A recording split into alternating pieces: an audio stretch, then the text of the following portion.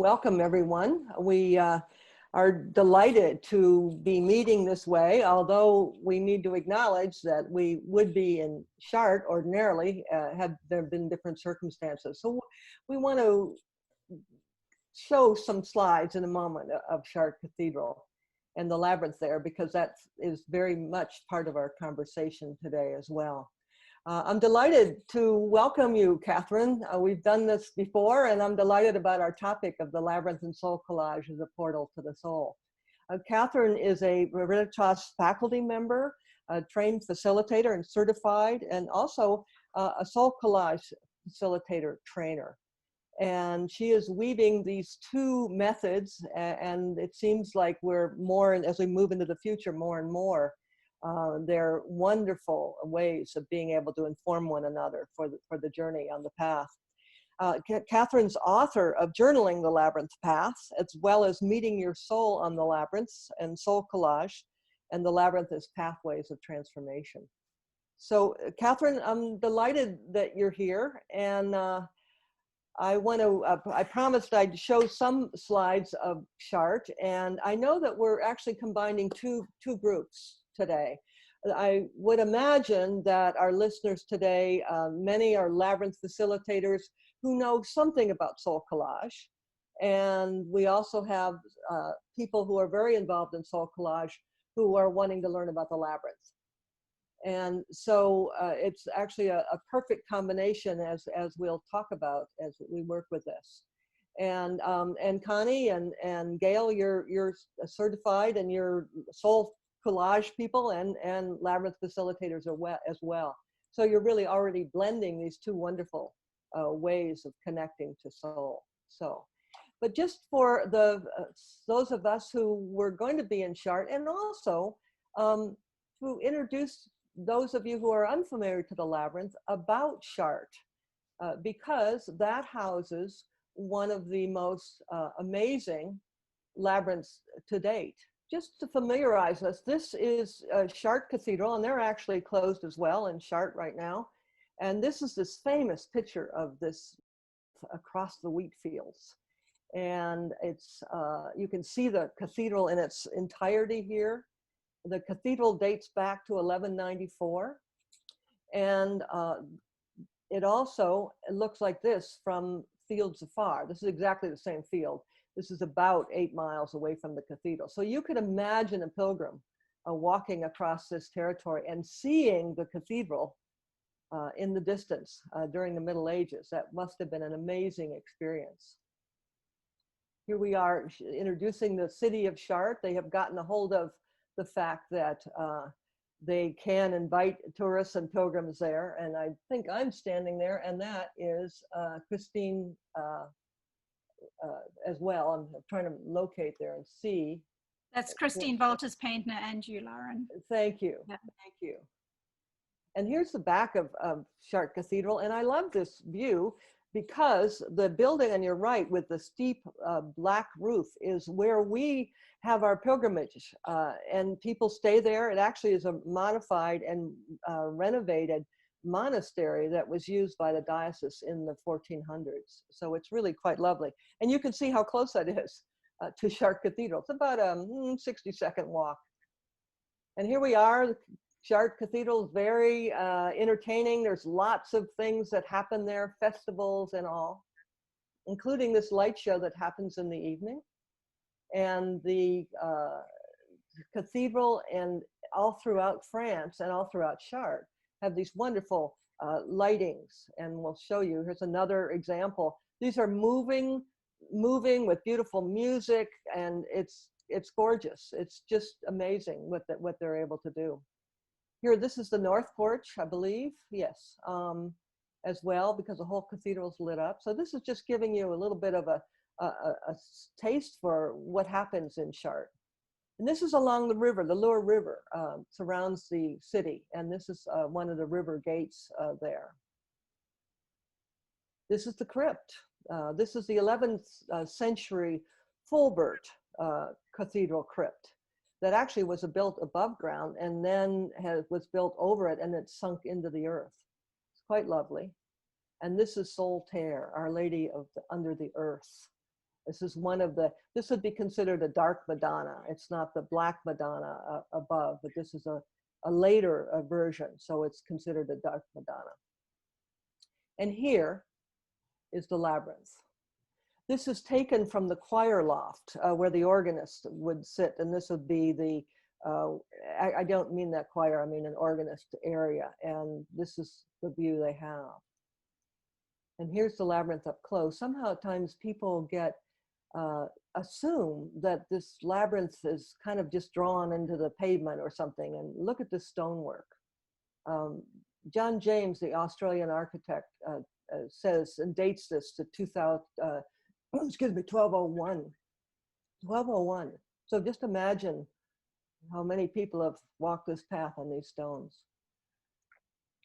Here it is under the chairs. That's why a lot of people walk in the Chartres Cathedral and say, I didn't see a labyrinth. Where was a labyrinth?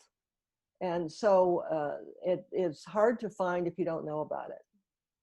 It's not hard if you look down, but it's hard to see it under the chairs. And this is the center.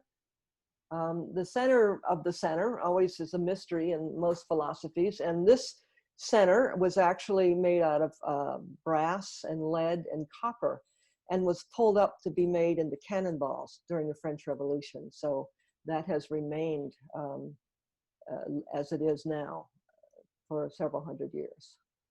And here we are. This is the labyrinth as we use it for our programs. And we light it with candlelight and walk it with live music. So it's really a wonderful treat. So Catherine, let me stop there with these photos. I know we have more when we get to SoulCollage, but I want to say a bit about the background of this work. That really, this work that we're exploring today really stems from Jean Houston's work. I had the honor of just giving her a tribute online on her 83rd birthday last Sunday. And I worked with her in 1985 in what she called the Mystery School. And she began that in 1984. And then Sina Frost, we're not sure, or are we sure, what year? She was a little, about 85, 86. I'm not sure when she was there. So Sina also worked with Jean Houston. And out of Jean's work, here comes, okay, Lauren Artress to do the Labyrinth and introduce the Labyrinth. And I was beautifully placed for that. I happened to have a cathedral handy. From Chartres Cathedral, we moved and replicated the Labyrinth at Grace Cathedral in San Francisco. And then Sina, being a therapist, interested in images, developed SoulCollage. And so this is the work that Catherine and I are carrying forward as well. And Catherine, you were at the Mystery School a little later after you moved to the United States from South Africa. Yeah, in the early, I can't remember the dates, but the early part of 2000, 2004 perhaps. Mm-hmm. Yeah, and I did a year there. And it was before I discovered the Labyrinth that I worked with Jean. And the Labyrinth was there in the basement and I walked it, but I had no idea what it was at the time. It does need explanation. It does need people, spokespersons, as we all know, and as we have all become, for sure. So Jean introduced me to the Labyrinth not in 1985. I think she was aware of it, but not working directly with it until I went back on a sabbatical time in 1991. And they just taped a big 11 circuit medieval labyrinth. That's the formal name of this labyrinth, 11 circuits. You understand it's not a maze. So there's one path, and that's why we talk about circuits. And the one path goes around 11 times. So this sense of the labyrinth kind of coming into our awareness, it has a background of the work from many people, certainly Jean Houston, James Hillman, I would say certainly Marion Woodman as well. And behind it is an important, not philosophy, I would say, an important knowing. It's also very much in the Celtic tradition. And it unfortunately got pushed aside when the Roman Christian tradition came in fully. But the whole sense, and I think Jim Hillman uses the most descriptive word, he talks about the soul's code. And that within each of us is a divine spark, the soul's code that's here and our purpose in life is to find out what that is. And then again, share it with the world. And so the soul's code, that there's this divine spark within each of us. And that's the way that this body of work, Jean Houston calls it divine entelechy. Marion Woodman calls it the destiny line. I love that. And Sina named it soul essence. So this is the cornerstone of the work that Catherine and I will be explaining and talking more about today. And Catherine, I love your term, soul languages, that the Labyrinth and SoulCollage are soul languages. Please say more about that. Well, I think soul languages are processes that allow us to get out of the left brain and go into places that are nonlinear, and that slow us down a little bit so we can start listening to the soul. With both the Labyrinth and SoulCollage, what I've discovered for myself, the Labyrinth slows me down. And you will notice as we start talking, I'm already noticing my voice speeds up because it's a natural thing to do. So please slow me down, Lauren, if I'm talking too fast. Okay. me too. We can both do that. The Labyrinth slows me down. And it also allows my left brain, and I really believe that the inner critic resides in the left brain. Mm-hmm. And I think that left brain, that the inner critic is really trying to be helpful all the time. And it's doing things like saying, well, don't try that because you might fail, or follow the rules because that's how you're safe. But actually, I think it's our creativity, it's our imaginations that allow us to really follow what Sina called the soul essence, the soul's code. Mm-hmm. And I think that just being given a place where we can walk, and without having to do it consciously, without having to say, okay, left brain, it's time to go to sleep. If we just walk, it automatically has a job to do, which is to follow the path. And in the Labyrinth in Chartres Cathedral, it's a complicated path. You can't look at the path and know exactly where it goes. It has 28 180-degree turns. And so it can confuse the left brain. So the left brain has to stay awake to focus on it. And that allows, certainly for me, it allows my creative brain, my imagination, my intuition to have a little bit of space inside my head. And with SoulCollage, I have a similar thing where when I'm cutting images, my left brain has this job of cutting. And I often cut very close to my images. I see it as doing two things. One, it really engages the left brain because you have to concentrate. And second, it allows me to bless the images as I'm cutting them. And it allows me to slow down and be closer to them. But again, while I'm doing that, I'm able to get into that. It's really a place of flow, in a sense, where everything's just flowing and you're letting go of the grocery list and you're letting go of what you have to do next. You're in the present moment. And that's when I think that we are able to access our soul. And the voice of the soul starts coming through. I think it's been called the still small voice within. It's the inner wisdom that we have within us. The other thing I think another reason that I love to call them soul languages is both processes and our experience of them, they're experiential processes. We only get to experience it as we walk the labyrinth, as we make SoulCollage cards. And there's no one there actually, once we have the basics, once we know how to walk the labyrinth, once we know how to make a SoulCollage card, we can do those things and just whatever happens. We become quiet enough to hear the inner wisdom within. And I think in these confusing times, where we're getting different information from every single person that seems to speak, to be able to sort through that in a way that allows our soul to tell us what is right for us is really helpful.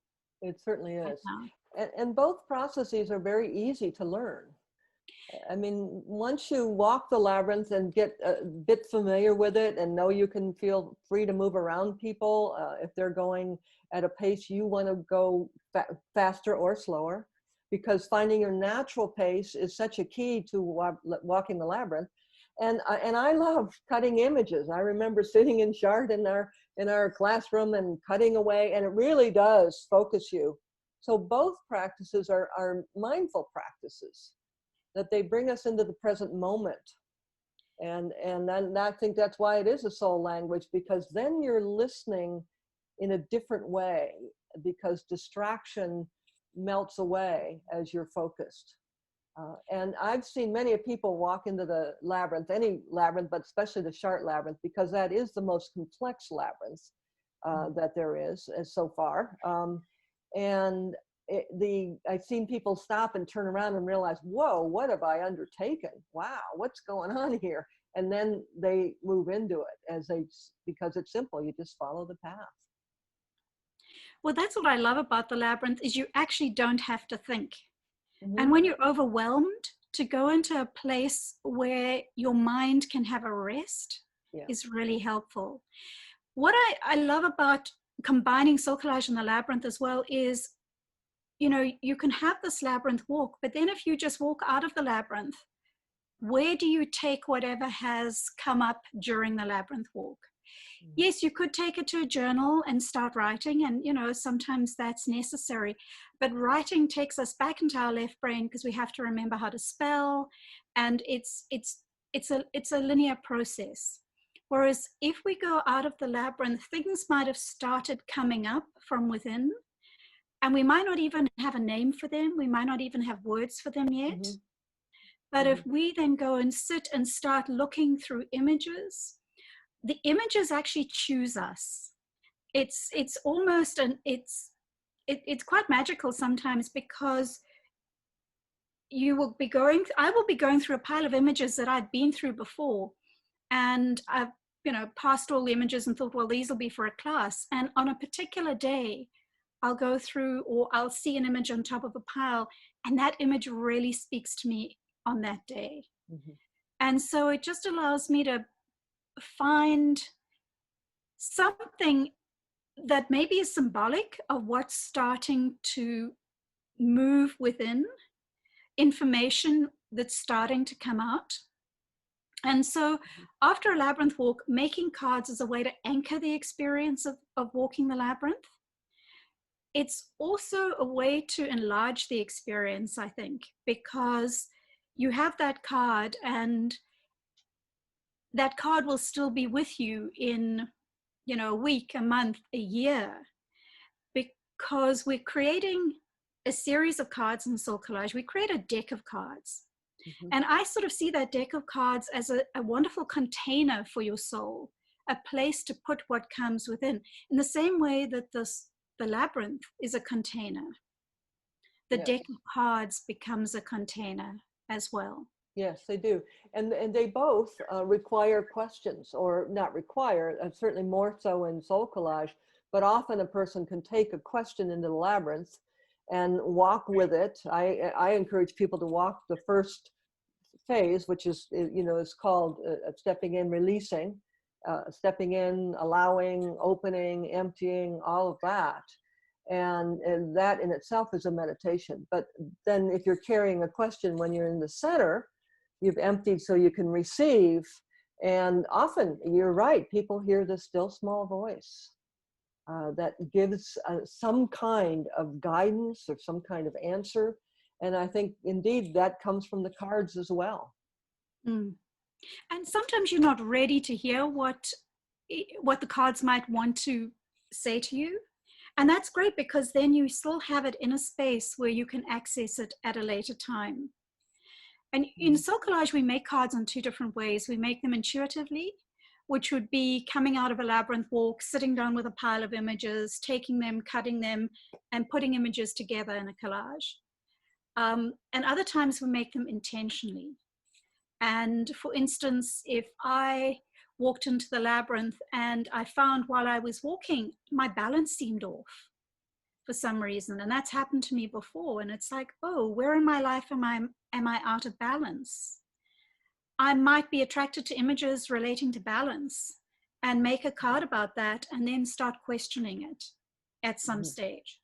So it's a way, you know, I think it's really helpful to have processes that have a sort of beginning and a way through. Because where do you go when you have all this stuff going on in your head and you don't know where to put it and you don't know how to deal with it? And I find I turn to both the Labyrinth and SoulCollage when I'm confused, when I'm agitated, when I'm anxious. It's a way, it seems to just still my soul. It's almost as if I'm saying to that inner part of me, it's okay, I'm listening. I'm listening to you. I'm listening to you. And I think this comes back to that whole idea of the soul's code, what Sienna calls the soul essence. In SoulCollage, our soul essence card is the divine spark of source that is within each of us. And the card that we make for our soul essence doesn't have a voice. So it's always there because it's always part of us. It's always part of us. It's almost, there's a wonderful saying by Kierkegaard, which is that we come to earth with sealed orders. And the soul essence knows it's that gift that we come bringing into the world. And it's within us. And how do we access it? How do we open those sealed orders? How do we find out what they have to say to us? Right. And that's the art of it, isn't it? That's and I think we're good representations of that, because we both feel like we're living our sealed orders. Yes. When the labyrinth came into my life, it was like, wow, what is this? And then I'm a visual thinker, and I think that's an element of both of these processes too. To walk into the labyrinth is like, okay, this is it, whatever it is, whatever the it is, this is it. and then the work unfolded from there. And I think you have a similar passion for this work.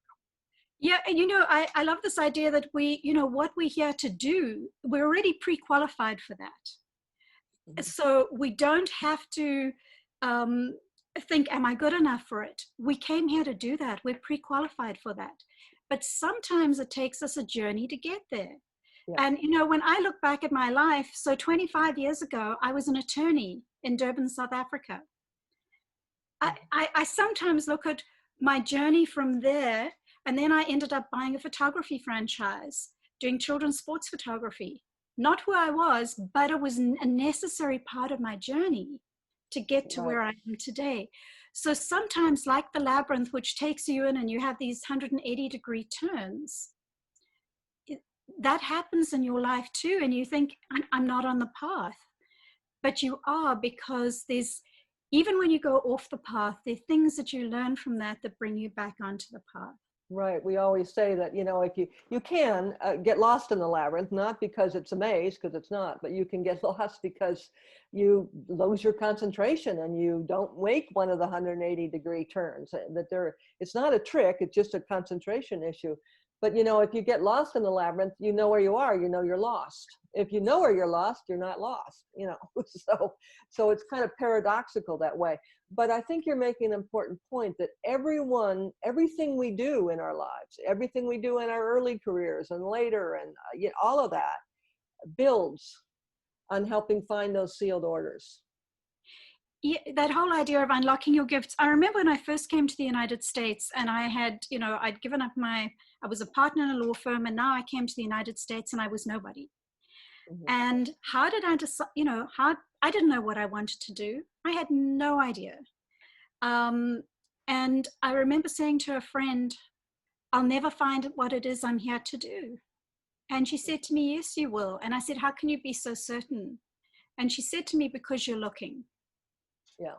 And I've always remembered that, because when I'm confused, just take the next step.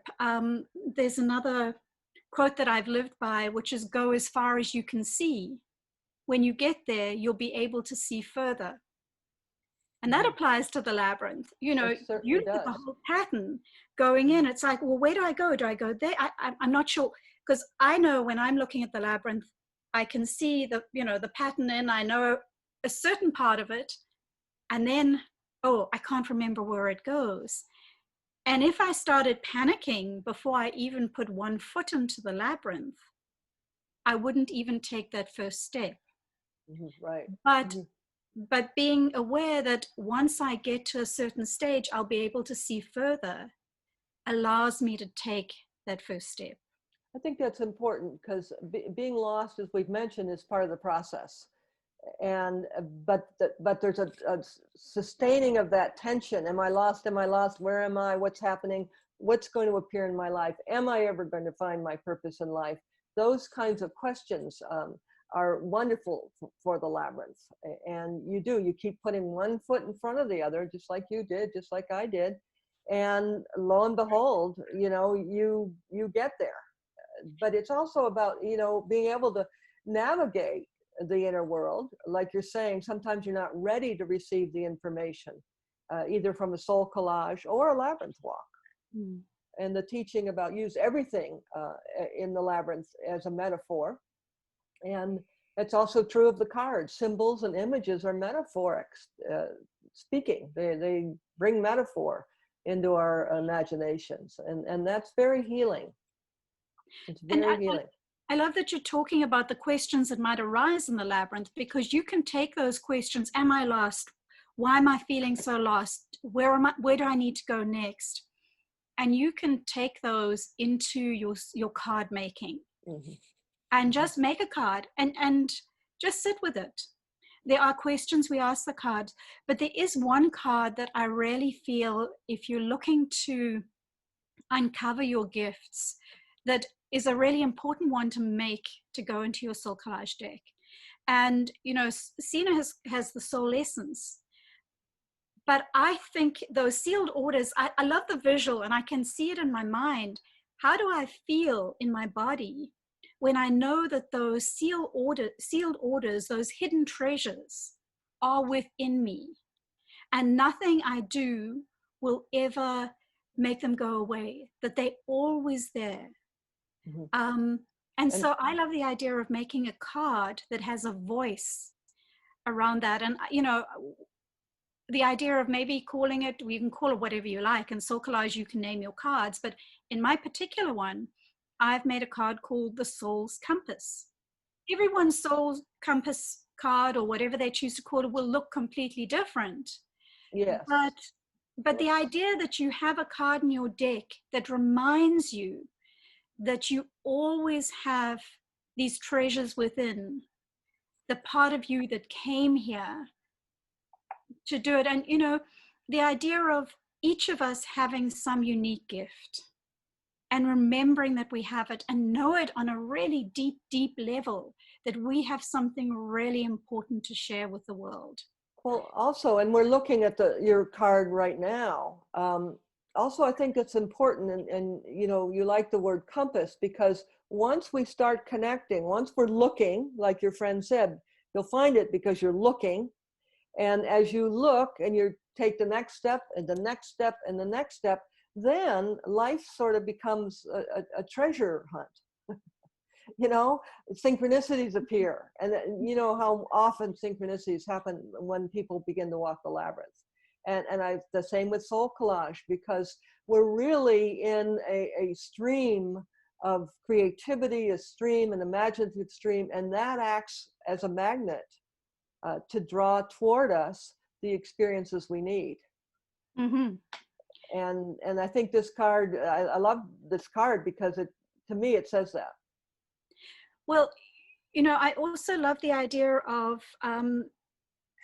we've been taught to do certain things. I became an attorney because my father was an attorney, my grandfather was an attorney. So we have what the culture teaches us to do.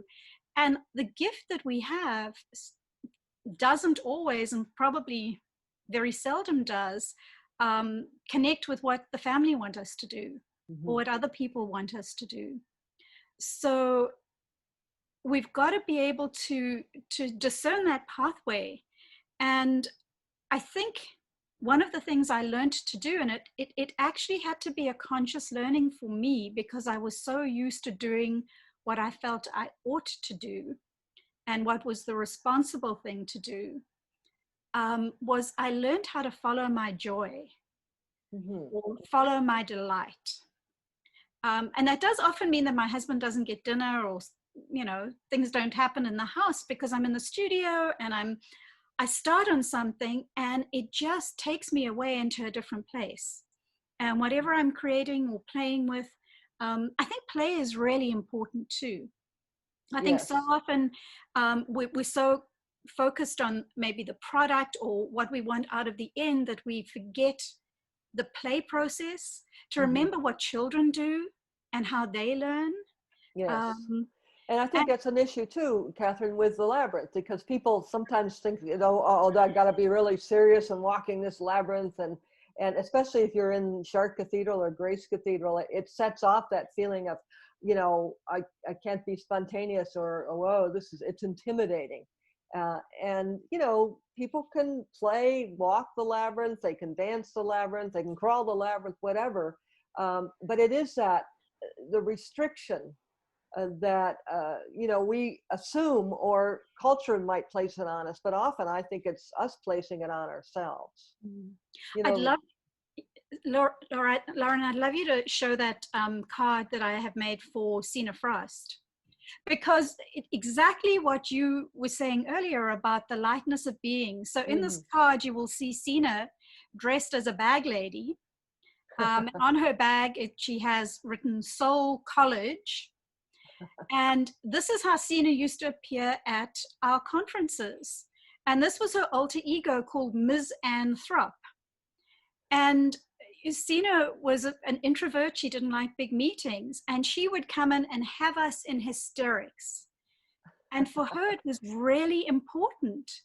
She believed that spiritual work, spiritual practice, which both the Labyrinth and SoulCollage are, in my opinion, we need to be light about it. Absolutely. We need to bring joy in, laughter, lightness, joy. And so, just remembering that. And, if you go to the labyrinth and you think, today, I'm going to walk the labyrinth with joy. Mm-hmm. That's it's an intention, and the intention you bring into it.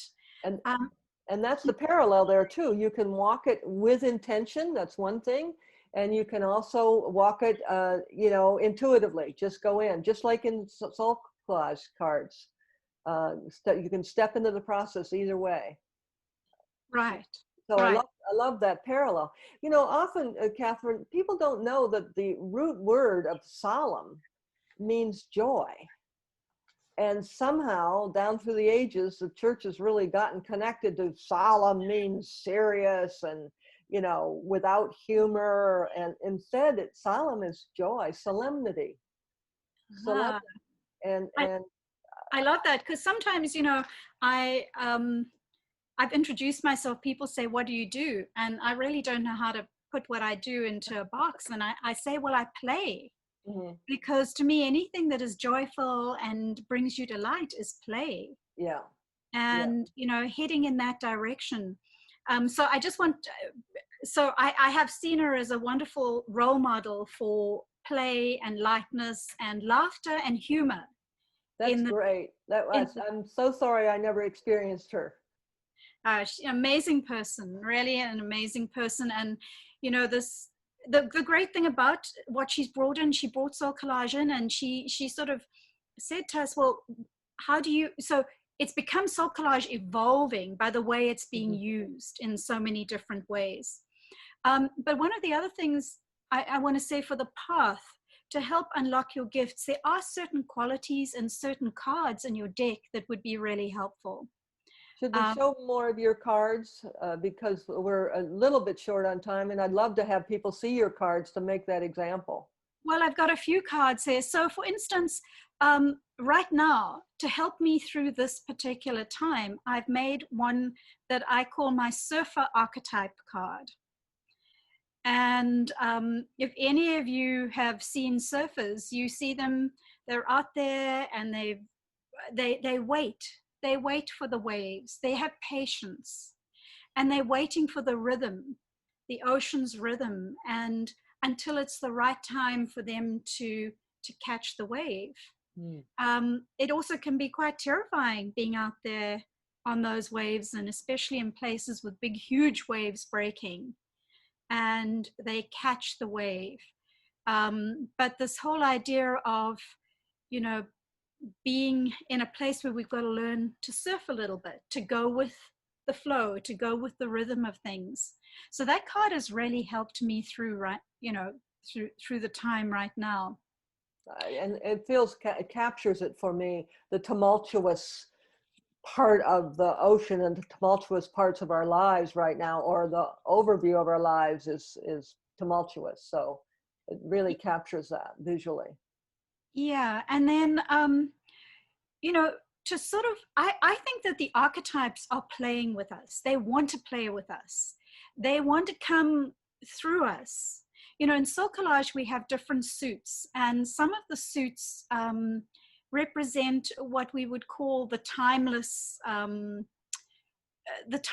part of life. Like the archetypes, they are patterns that are available to people throughout different lifetimes, through different years, generations. They're always there. And so these archetypes are always waiting to play with us.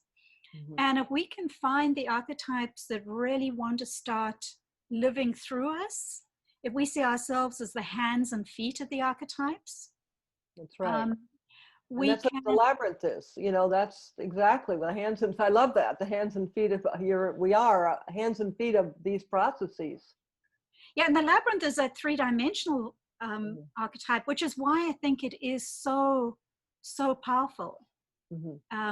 When we walk it, we don't really realize what's happening, but it's holding us in a way, and we're moving in a direction that is an ancient way of moving. And so something happens.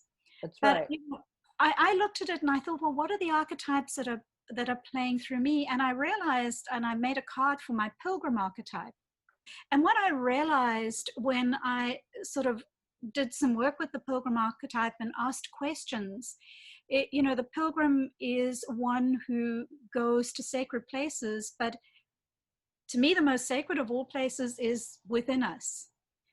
And so on those journeys to discover who we are, and it's only through that searching, through SoulCollage, through the labyrinth, that I've been able to step into other archetypes that I think are playing out in my life. And one is the creator archetype, the artist creator archetype.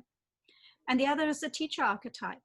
So sometimes there's an archetype that comes in and gives you courage.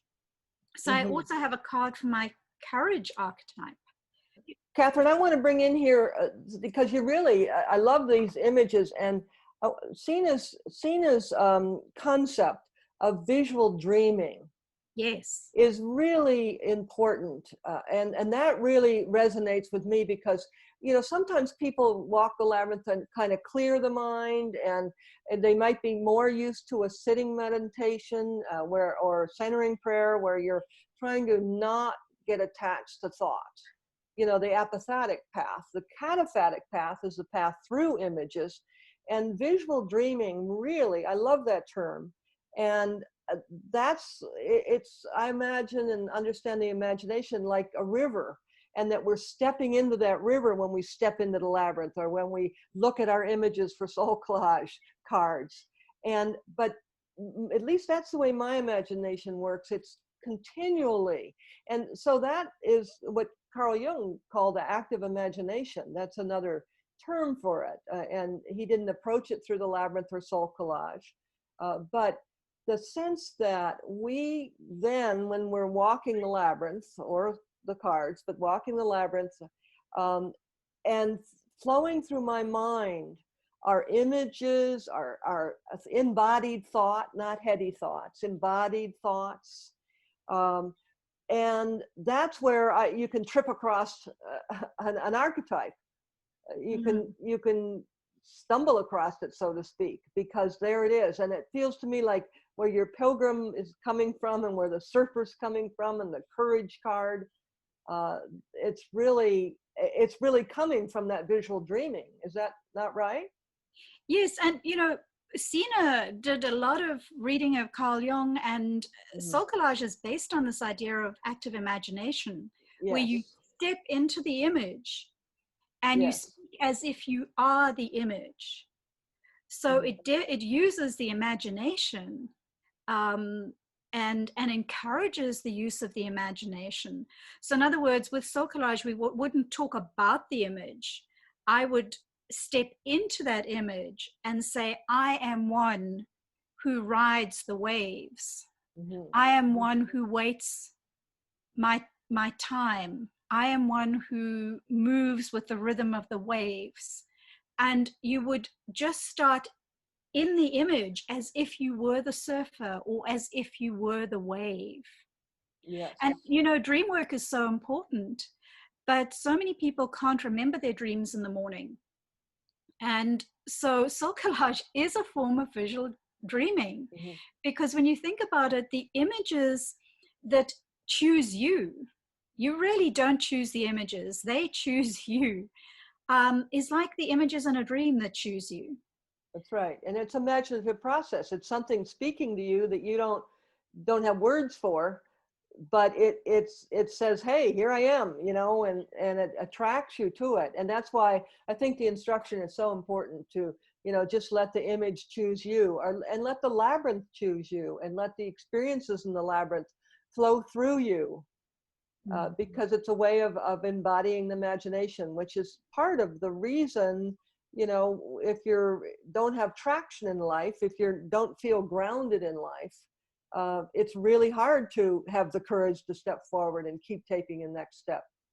So that's where I love both of these processes, because it helps you get grounded in your body, in your life, in your imagination. Absolutely. And when people are making cards in a class with me, the first thing I say to them is, just pay attention to your body. When you're looking at images, how's your body responding to the image? And if you're sitting with a whole lot of images and you don't know which should go together, just listen to your body. So like the labyrinth brings you back to your body, SoulCollage can bring you back to your body as well. And going back to this, how do you get the courage even to unlock or find your gifts or follow them? Another set of cards that I have in my deck is cards of strong women that I admire, or men that I admire. I have a Nelson Mandela card in my deck, and that's been a really, really important card for me. I have one for Jane Goodall. People who have done things that I look at and see how courageous they were, and they help me have courage. So in a sense, those cards become your wisdom circle. They become people you can call on for guidance, for information, especially when you're stuck on your journey and you don't know what to do next. What is the next step? Well, I can sit down and make a SoulCollage card and see what it has to say to me. For sure. And that's a great labyrinth question as well. What's my next step? That's when I was introduced to the labyrinth at Gene Houston's, that was my question. I was on a sabbatical time in '91 and went back to kind of dip into the mystery school. And that was my question. What's my next step? And boy, did I get an answer. I didn't know it, at that time. Yeah, I still love your story about going to Chartres Cathedral and when they weren't looking, taking the chairs off the labyrinth. You had to have incredible courage to do that. I in retrospect, I didn't sleep that night, and I thought, well, it's just jet lag, and then I realized afterwards that I was terrified. There were 6 of us, and there were 256 chairs, so it was no small little project. But the timing was perfect. The staff was down in the crypt for a service, and no one was there, and you know, we moved these chairs, and then I always joked that that's the first time I learned how to say police in French, which is police.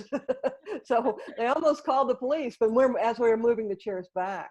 So yeah, when I look back at it, you know, I always think of myself as a seeker, but seekers become activists, and activists could become seekers. And I think when I hear that story as well, there was something else on your side. There was something supporting you. And I think this happens, and I've seen it in my life, is when you start moving towards what you want. And often it means you have to give up a lot of stuff on the way. Mm-hmm. And you have to give up certain amounts of security to move towards what you want. But when you do that, it's almost as if the universe starts walking towards you and supporting you. Absolutely. It's so true. It's not an almost, it really is. That because that happens when you're in that process. The people I needed to meet, the books I needed to read, you know, the trip to Chartres at that time, it really, and just the miracle of me having a cathedral in my life. It's almost like the Labyrinth chose you to mm-hmm. bring it back into popularity in the United States. Oh, I feel that, and yeah. Even broader than that. Yeah, absolutely. Yeah. And I do believe that each of us has something like that within us.